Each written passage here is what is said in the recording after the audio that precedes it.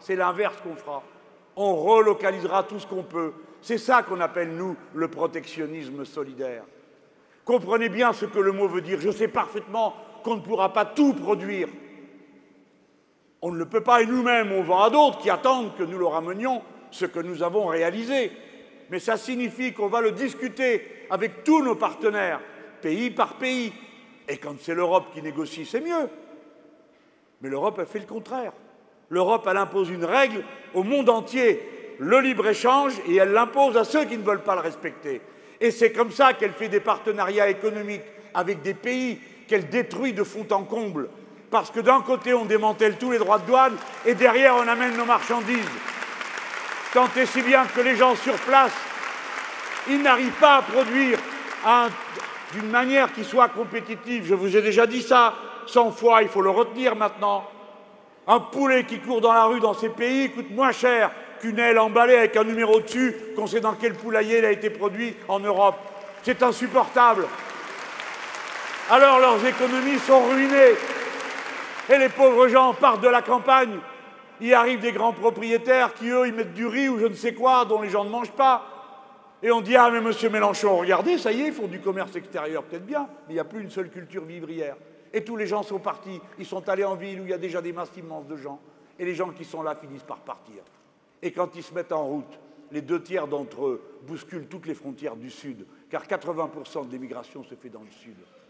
Et là-dessus leur arrive la catastrophe du changement climatique. Et nous, qu'est-ce qu'on va faire? On va dire, nous, on s'en fout. Nous, on produit toujours plus, compétitif, agile, etc. Toutes ces histoires. Non.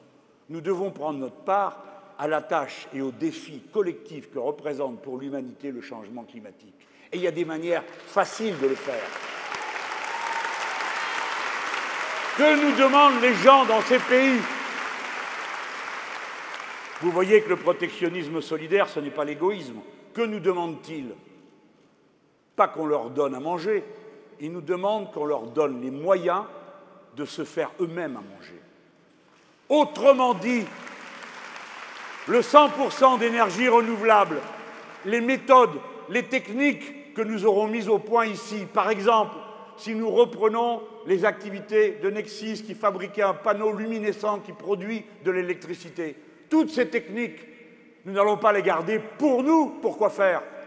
Nous allons nous en servir pour nous, en investissant ici, bien sûr, plutôt que d'aller construire une centrale nucléaire en Angleterre que nous n'avons jamais demandé à EDF d'aller construire. C'est pas pour ça qu'on a fait Électricité de France. Eh bien, ces matériaux, ces techniques, et vous autres, les jeunes gens, qui saurez faire marcher tout ça, vous irez faire les premières installations et avec vos camarades sur place, vous perfectionnerez les techniques, vous deviendrez plus intelligents, plus sachants, et vous reviendrez au pays avec des améliorations aux techniques que vous aurez développées grâce à cet échange. C'est ça le protectionnisme solidaire. C'est pour nous, mais c'est aussi pour les autres. C'est négocier, c'est la diplomatie, c'est l'échange, plutôt que la violence de la guerre, la violence du changement climatique, la violence des produits qu'on leur déverse dessus. Voilà pourquoi il y a un rapport entre passer à 100% d'énergie renouvelable et faire des économies, et améliorer notre modèle productif, et améliorer notre relation avec les autres pays.